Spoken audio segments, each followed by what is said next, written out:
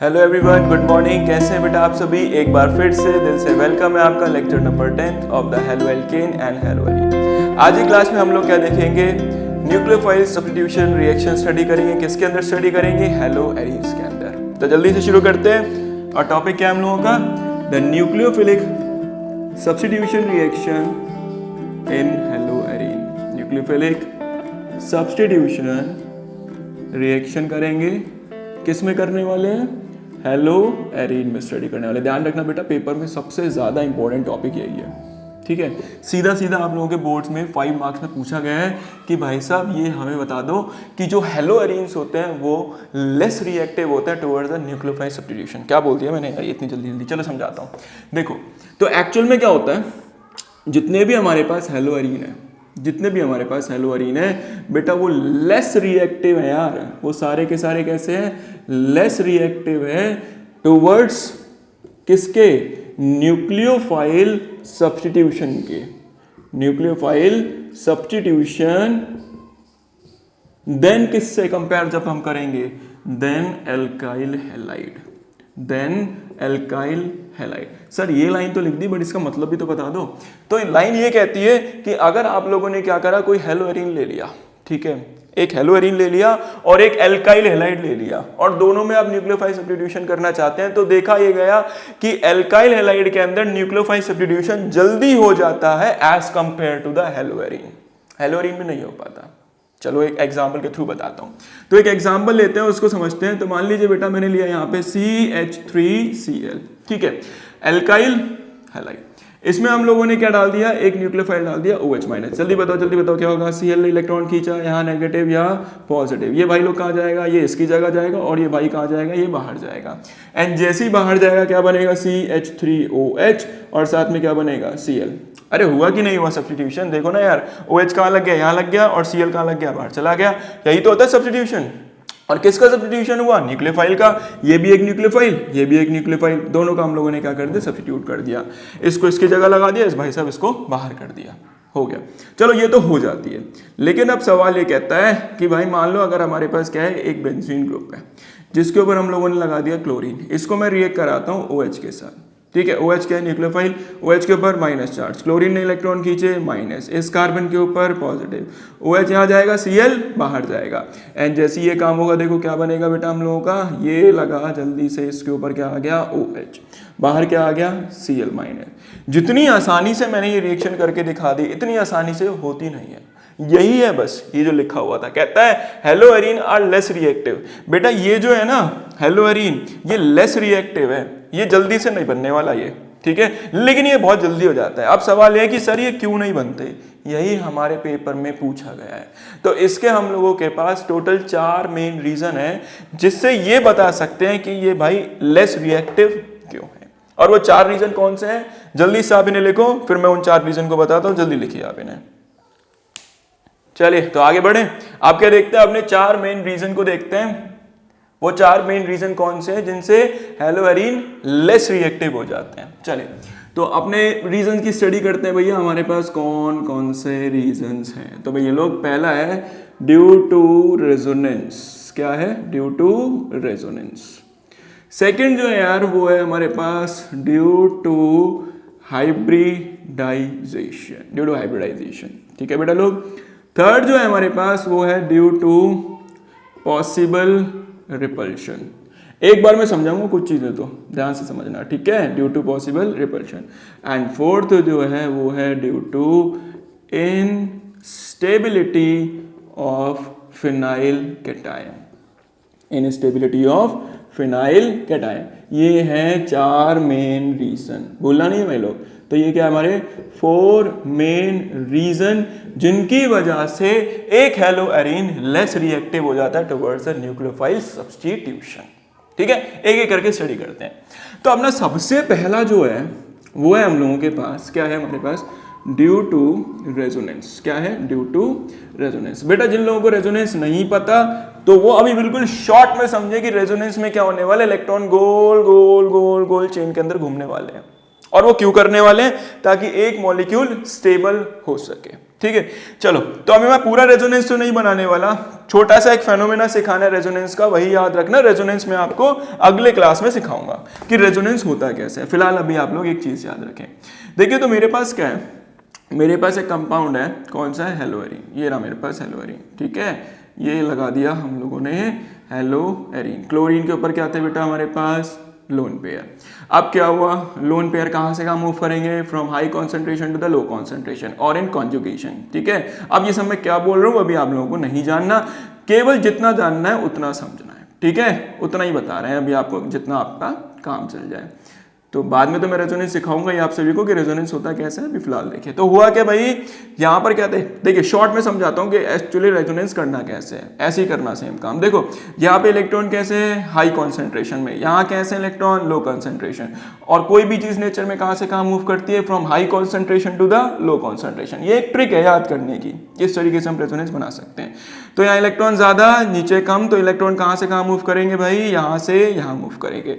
And जैसे ही क्या होगा, इलेक्ट्रॉन मूव हुए बेटा, ये इलेक्ट्रॉन शिफ्ट होगा इस वाले कार्बन पे। अभी देखिए यहाँ पे क्या प्रेजेंट है, यहाँ देखिए बेटा, यहाँ पे प्रेजेंट है हम लोगों के पास सिंगल बॉन्ड। एंड जैसे ही इलेक्ट्रॉनों ने मूव करना शुरू करा, तो मूव करते ही क्या हुआ बेटा, ये इलेक्ट्रॉन यहाँ आया, यहाँ गया नेगेटिव चार्ज, इनको नहीं छेड़ा तो ये एज इट इज, और यहाँ आ गया हम लोगों का डबल बॉन्ड। बोलो इतनी बात क्लियर है। दिस मीन्स कि जब भी कोई मॉलिक्यूल क्या कर रहा होगा, रेजोनेंस शो कर रहा होगा, तो भाई साहब वहां पर क्या होता है, सिंगल बॉन्ड भी आएगा और डबल बॉन्ड भी आएगा, और ये पार्शियल डबल बॉन्ड होगा। पार्शियल डबल बॉन्ड का मतलब जब इलेक्ट्रॉन वापस घूम के आएंगे, वापस इलेक्ट्रॉन घूम के आएंगे, तो यहाँ पे फिर से एक बार क्या आ जाएगा, सिंगल बॉन्ड आ जाएगा। तो इसको हम क्या बोलते हैं, इसको हम बोलते हैं पार्शियल डबल बॉन्ड कैरेक्टर। क्या बोलेंगे, पार्शियल डबल बॉन्ड कैरेक्टर। तो भाई लोग यहाँ पे पार्शियल डबल बॉन्ड कैरेक्टर है। पार्शियल डबल बॉन्ड का मतलब अभी तो है सिंगल दिख रहा है आप लोगों को, लेकिन रेजोनेंस के थोड़े टाइम बाद, जैसे ही रेजोनेंस करेगा थोड़े टाइम बाद यहाँ पे क्या आ जाएगा, फिर से एक डबल बॉन्ड आ जाएगा। अब क्या हुआ, अब देखिए आप सभी को पता है, अगर मैंने एक सिंगल बॉन्ड लिया तो सिंगल बॉन्ड लेंथ इतनी होती है, थोड़ी ज्यादा होती है, और डबल बॉन्ड जैसे हो जाता है बेटा, बॉन्ड लेंथ कम हो जाती है, और ट्रिपल की बॉन्ड लेंथ और कम हो जाती है। तो एक बात बताइए, अगर मैंने आपको एक बड़ी लकड़ी दे दी और एक छोटी लकड़ी दे दी, तो किसको तोड़ना आसान है? ऑब्वियस ही बात है यार, बड़ी लकड़ी को आप तोड़ सकते हो लेकिन छोटी को नहीं तोड़ सकते। तो देखिए हुआ क्या, अब मान लीजिए हमारे पास क्या है भाई लोग, यहाँ पे लगा हुआ है OH, और OH कहाँ जाना चाहता है, OH Cl की जगह पे जाना चाहता है।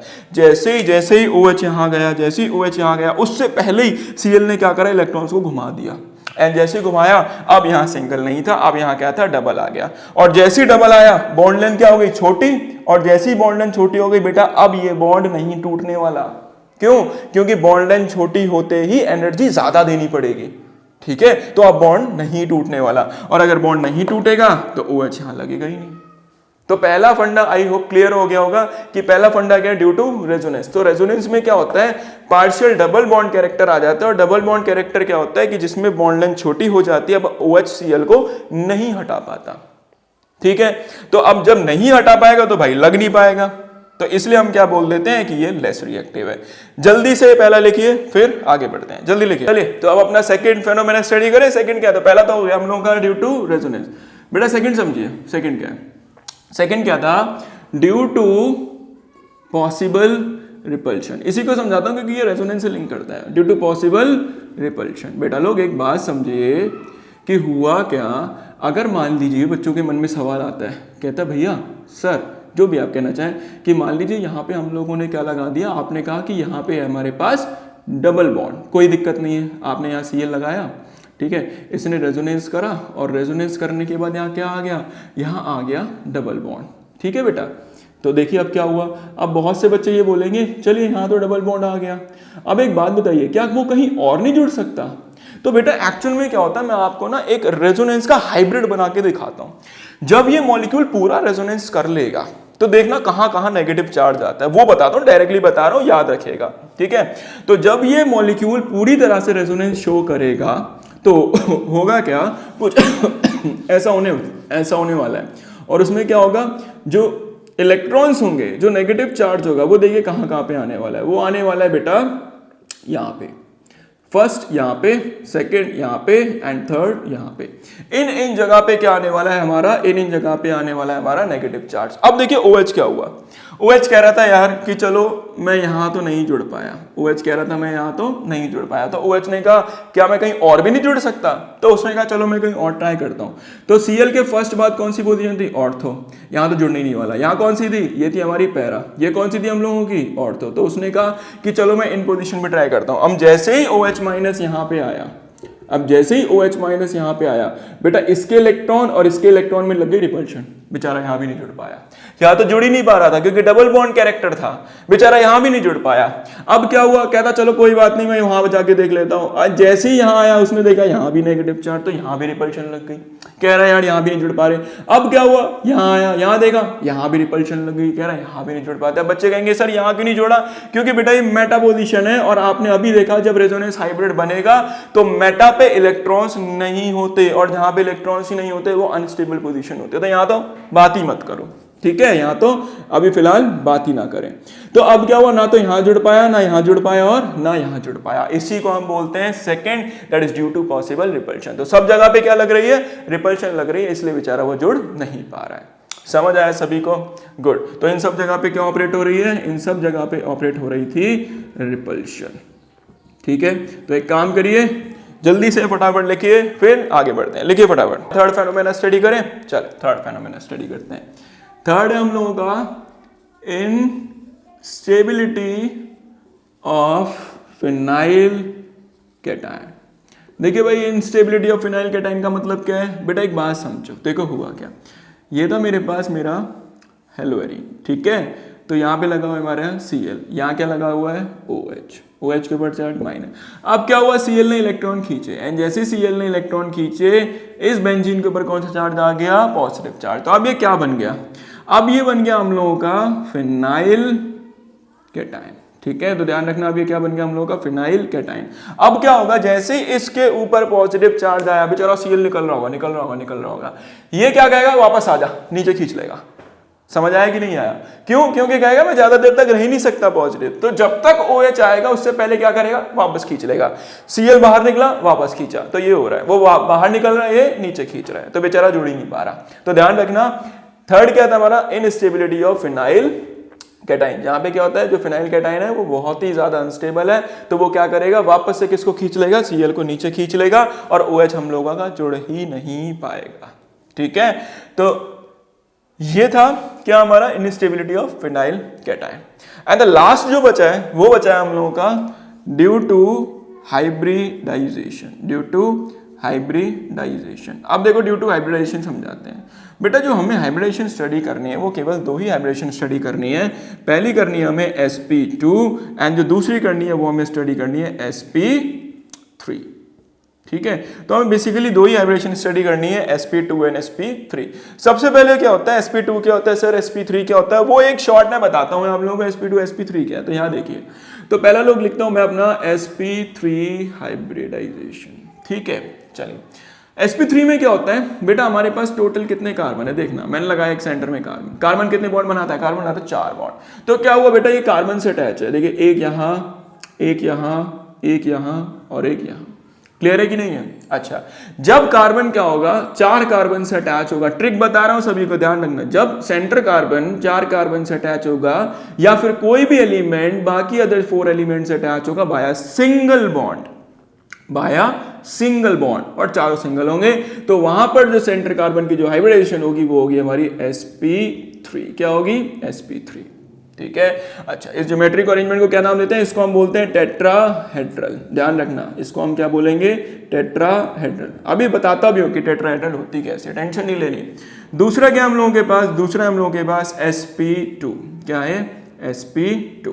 अब देखिए sp2 क्या होता है, sp2 में हमारे पास सेंटर कार्बन कितने बॉन्ड बनाएगा, 4 बॉन्ड। अब देखिए क्या हुआ भाई लोग, एक कार्बन के साथ इसने बनाया ऊपर सिंगल बॉन्ड, एक कार्बन के साथ इसने बना दिया डबल बॉन्ड, और एक के साथ क्या बनाया इसने, सिंगल बॉन्ड। तो भाई जो सेंटर कार्बन है इसकी जो हाइब्रिडेशन होगी वो होगी हमारी sp sp2। यहां पर देखिए क्या प्रेजेंट है, एक डबल बॉन्ड। क्या प्रेजेंट है, एक डबल बॉन्ड। बेटा ध्यान रखना इसमें sp3 में सेंटर से अटैच होंगे 4 अदर एलिमेंट, 4 एलिमेंट, लेकिन sp2 में सेंटर वाले से अटैच होंगे 3 एलिमेंट। ये ट्रिक है भाई लोग, 3 एलिमेंट। ये ज्योमेट्री का नाम क्या होगा, इसको हम बोलेंगे ट्राइगोनल प्लेनर। क्या बोलेंगे इसको, ट्राइगोनल प्लेनर। फिर आगे बताता हूं मैं आप लोगों को कि भाई टेट्राहेड्रल कैसे दिखाई देता है, ट्राइगोनल प्लेनर कैसे दिखाई देता है, वो सब बताता हूं। एक बार आप ये दिमाग में बिठा लीजिए जल्दी से। चलिए तो आप क्या समझते हैं, sp3 और sp2 को स्ट्रक्चर के थ्रू समझते हैं कि सर ये रियल लाइफ में किस तरीके से दिखाई देते होंगे। समझाते हैं।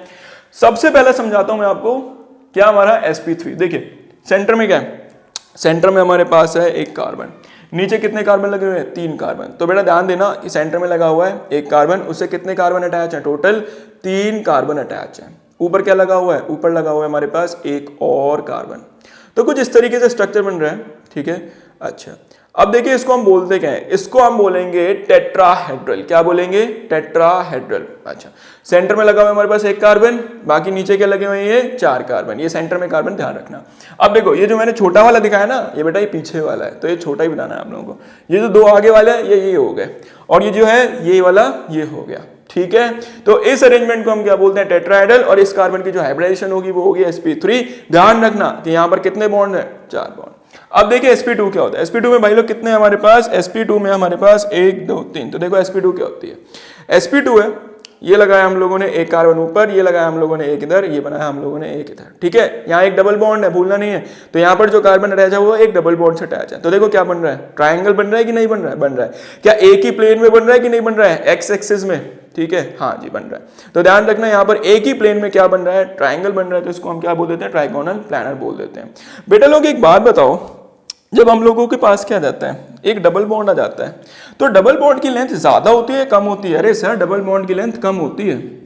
बॉन्ड लेंथ क्या होती है इसकी, कम होती है। और अगर बॉन्ड लेंथ कम होगी, बॉन्ड लेंथ किसी चीज की कम हो जाएगी तो उसका बॉन्ड जल्दी टूटेगा ना, उसका बॉन्ड उतना देर में टूटेगा। और सिंगल बॉन्ड बड़ा होगा तो जल्दी टूट जाएगा।